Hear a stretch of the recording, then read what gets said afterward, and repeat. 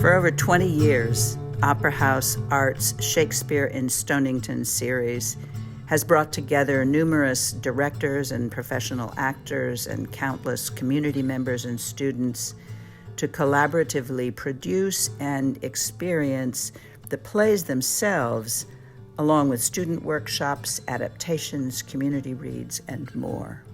The artistic communities that have grown up around these projects have also spun off into two nationally produced shows, Connies Restaurant and Melody Bates' R&J and Z.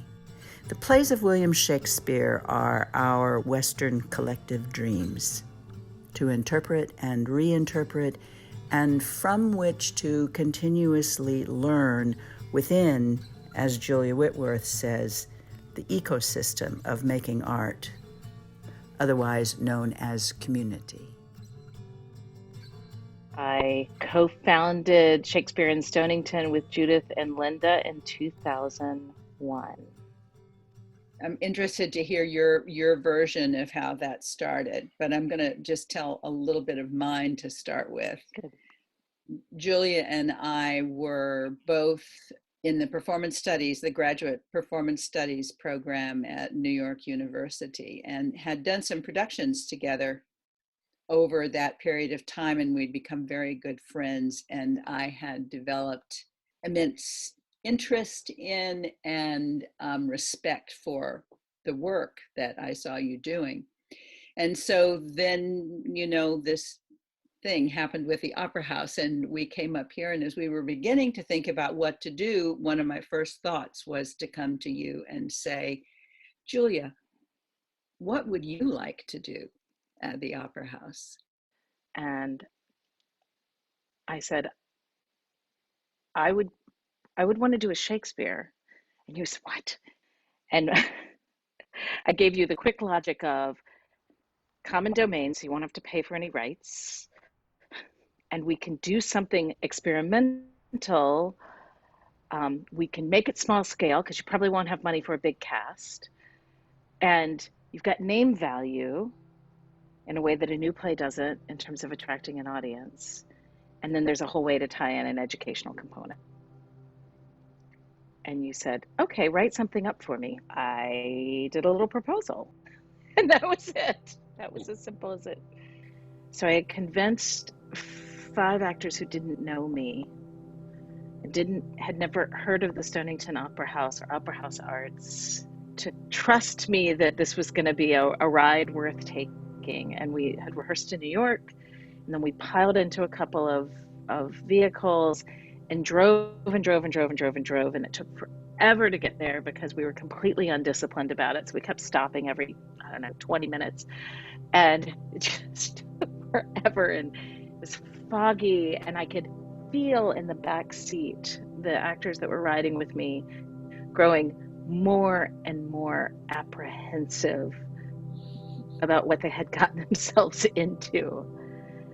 And by the time we were going over that bridge, and it was pitch dark, so they couldn't see how beautiful it was. They couldn't see how magical everything looked. It just was scary. And we pulled up to the amazing house that Judith and Linda had procured for us all to stay in together. And first of all, everybody ran all over that. And was so excited to realize that we were someplace really magical and special. And then we ran down to the theater, and we broke in to the theater because I wanted them to see it. And, we found the lights and flipped them all on. And I watched these actors realize that this was going to be this magical place where we could do something magical together. Not in the sort of chaotic world of New York, but someplace we could breathe. And that night was extraordinary. We stayed up all night long. We were a wreck for rehearsal the next day. Walking into the Opera House for the first time, getting ready for the Tempest, you could feel the energy in the space, the history of it. It was charged. The old building was inspiring, but it also needed a lot. Even structurally, we were worried the walls wouldn't stand if we put too much on that stage. But that also pushed us to do things that we may not have done if in an easier space. The limitations became positives for the most part because they were inspiring.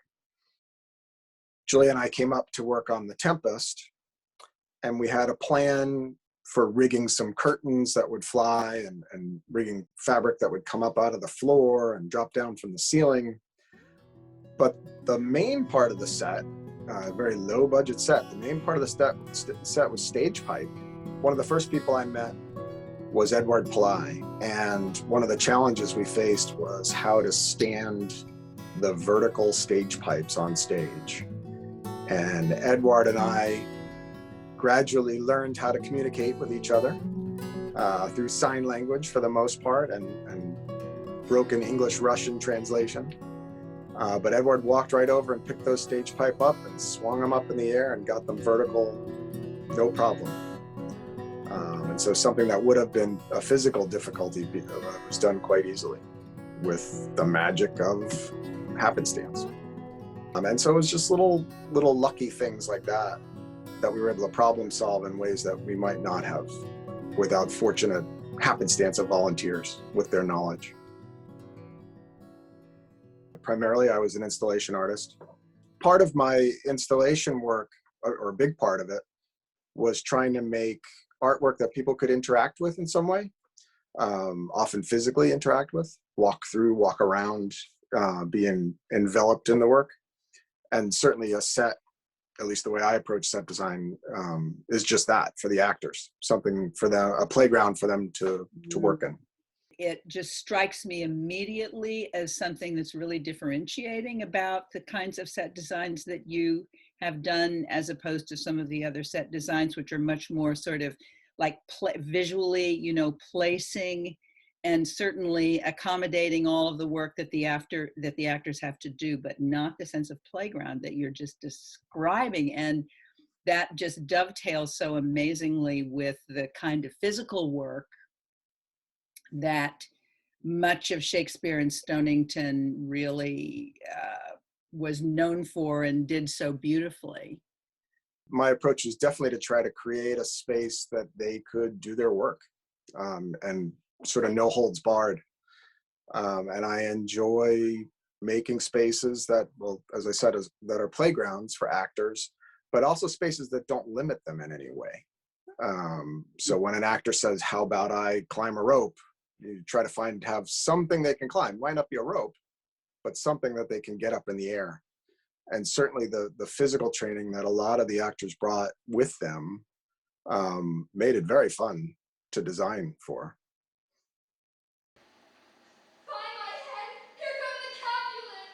I was trying to remember if it was 7th grade or I think it was 7th grade. Jeffrey came to the Opera House before, it was the year that we did Romeo and Juliet, and before the actual show, he did a acting workshop with a few kids on the island. We did a little performance at the end, and then I think everyone else who was in the workshop ended up being on stage in various parts as like squires and stuff in Romeo and Juliet. And I either was a terrible actor or Jeffrey thought I would have fun backstage. I will leave that up to interpretation. He set me up as the assistant stage manager for that show. I ASM'd for, I think, the next 8 years or so, 9 years. I mean, I wonder what it was like to be, maybe you could say a little more about working with all of these professional designers and stage managers and actors. It was flattering and really helpful to have a bunch of adults, come to the island and take you really seriously. And just the expectation was really like, you'll do the job and we just assume that you're capable, which is sort of a really nice baseline to be fed about how a workplace should function as a kid. It was very cool to be introduced to Shakespeare as something that adults grapple with and see as a text to be interpreted and play with and struggle with and make changes to or make interpretations of. It's very cool for students to have the opportunity to see it done live, it's different live. It's, better off the page. And I think it's a cool venue for it too, honestly. Just having an old opera house do live Shakespeare it feels kind of like a natural habitat for it. What is it? Why do you keep doing Shakespeare? Why do you keep doing Shakespeare plays? My origin story with Shakespeare was the middle of the night revelation, sometimes late in college, when I thought, oh my God, I actually want to do this. I want to do this with my life. I mean, act.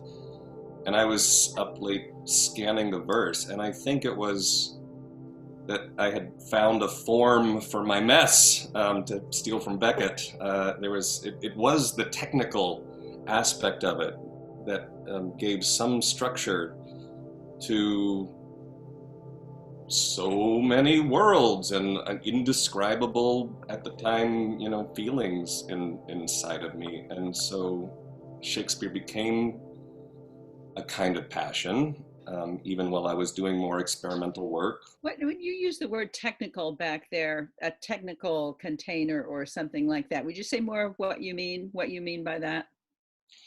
There's the verse, so you have a structure that you have to deal with. You don't have to do everything right on the iambic pentameter, but when you stray or when you make different choices, you're making meaning out of the variation. And I found that fascinating, the different ways that you could play with what Shakespeare set up for you.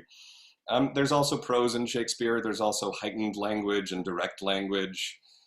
There's the musicality of it. It often reads like poetry as far as various interpretations, or taking something that's sort of abstracting what we think is concrete, sometimes making concrete what is abstract. But also technically, as an actor, it takes some training. It takes some muscularity and dexterity to get those words and those phrases, and I love the challenge of that too. Happy thou art not for what thou hast not, still thou strivest to get, and what thou hast forgett'st. Thou art not certain, for thy complexion shifts to strange effects after the moon. It makes so much sense to me that, Jeffrey, that's where it first called to you, because you're also such a masterful performer of the text. Whereas I drew close to Shakespeare as first a literary scholar and a director. And I remember when Jeffrey and I collaborated on cutting Hamlet and forming a production of Hamlet together for Jeffrey to perform, just the way we entered into first looking at the text was completely different in lots of ways. And gosh, I just remember those hours and hours and hours in your little Manhattan apartment working on that play. It's just constant learning.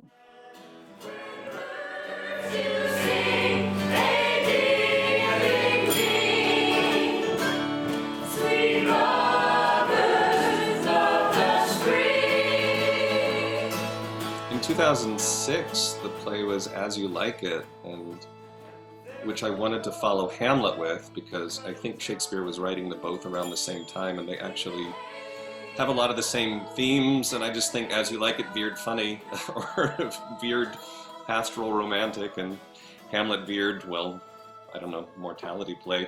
But I brought much of the same cast of Hamlet up, so there were quite a few repeat players, and some new folks, and a lot of musicians. And I think our very first rehearsal in New York was a music rehearsal.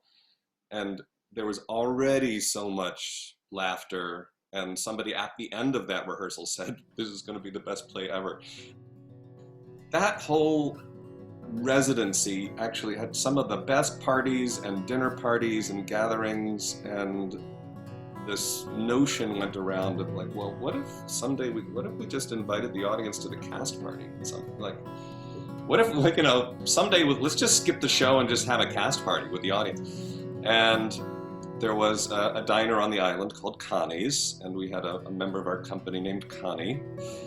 And so another little buzzing joke around was, Connie, we should just take that diner and just make it your restaurant. And so Connies Restaurant was this group of actors a few months later in New York throwing a dinner party in a rehearsal studio in Brooklyn for about 40 good friends and trying out some numbers and characters.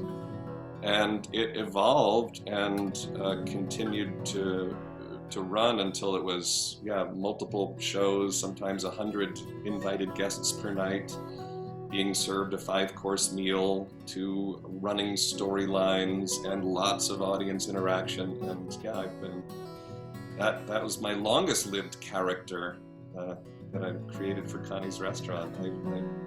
Mrs. Robinson endured for a good 8 years and may someday come back, who knows? And also, created more spin-off projects. And then parts of Connies, like, sometimes would come back to the Opera House to do numbers on the stage as well. So that feels very much a part of Deer Isle and the community of the Opera House.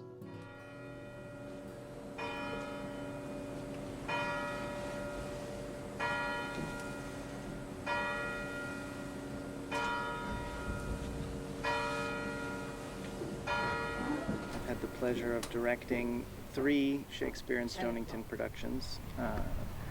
Elizabeth Rex, which ran in repertory with Much Ado About Nothing, and is a contemporary play, but inspired by William Shakespeare and his troupe, the Lord Chamberlain's Men. And I directed Julius Caesar and The Tempest. I mean, it was one of these great moments of opportunity that it's hard to believe sort of came around that exact summer. But the Deer Isle Stonington Historical Society had built this gorgeous post and beam barn, and the exhibits that they planned to put into the barn had not been put in yet, and they didn't have plans to put it in for a number of months. And we needed to find a barn somewhere on the island. There's a lot of barns around as potential sites to perform in. We looked at a lot of barns. Yeah, and this was, it was the exact perfect size, and they said yes when we said, hey, do you mind if we do a show here this summer? And what was so lovely about it was that it felt like we could contribute a little bit towards bringing life into the space. It was so new. Life kills, that is its purpose. Have you ever played the part of a queen, Master Lawrencecroft? In the tragedy of King Richard III, I played King Henry's widow. Margaret, then? Yes. Can curses pierce the clouds and enter heaven? Why then give way, dull clouds, to my quick curses.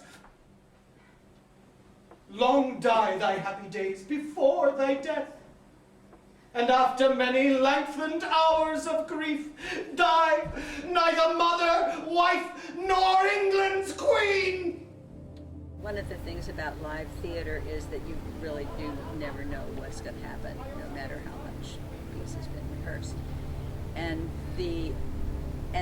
there's a frisson, or there's something about that heightens the way that we relate to it as audience, I think. I think if you're doing site-specific work outside or in a barn, that clearly is not a theater. We had very few lighting instruments. You have makeshift seating. The imagination of the audience becomes more interested in the environment in a way that doesn't happen in the theater. It's less artifice, and the reality of it is doing a lot of the work for you. And then even more so in a situation like The Tempest that you directed at this place, which is fully outdoors. And for example, the first night that I came, we had a terrific rainstorm within the first 5 minutes. That rainstorm is, I think, a little legendary for the people that were there. It was the first preview, and right in the moment of Prospero conjuring the storm, there was this giant, real, thunderclap, and everybody kind of, turns their head, and then we had to stop the play. We didn't know how long it was gonna delay things, and the actors were disrupted. So I was really nervous about it, but everybody loved it, and it became this way for the audience to kind of bond, actually. And rather than feeling disrupted, they felt special. and so they're huddled and a little bit wet and talking about the first 5 minutes of the play and what a great coincidence it was. So it was those types of things can only happen when you're outside. Everybody, the producers, the actors, the designers, you need to come together and commit to it. And the Opera House has always been able to inspire that in people. Julia, I think you had already primed me saying the audiences are great, but I didn't know what that meant. And then it didn't take years, but soon, over the course of years of basically the best talkbacks I've ever had after shows, I was like, yeah, this is my favorite place to perform, because the audience really engages. I just fell in love with the place and the people and wanted to come back other times of year and have other experiences. And yeah, I just think that's part of the ecosystem of making art. It's being a part of a community. There's a feeling of home there in the deepest sense. And I think that's part of what drops our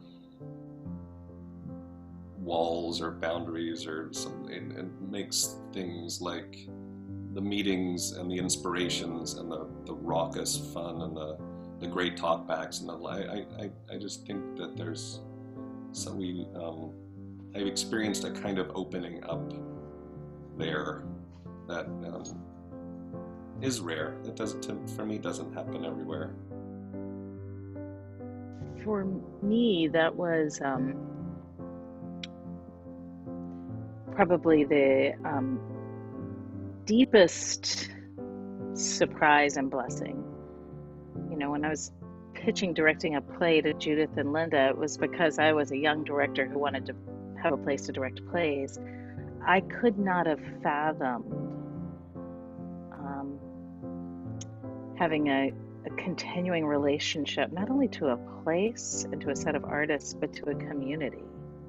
And I really hope that this tradition of doing Shakespeare and doing other classic plays in courageous ways to break open truths about our lives will remain.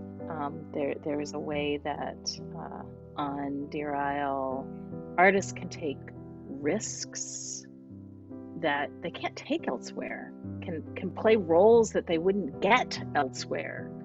I mean, there are all sorts of artists that have just sort of flourished out of the encouragement to make work valorously there. I hope that's in the future, the next 20 years.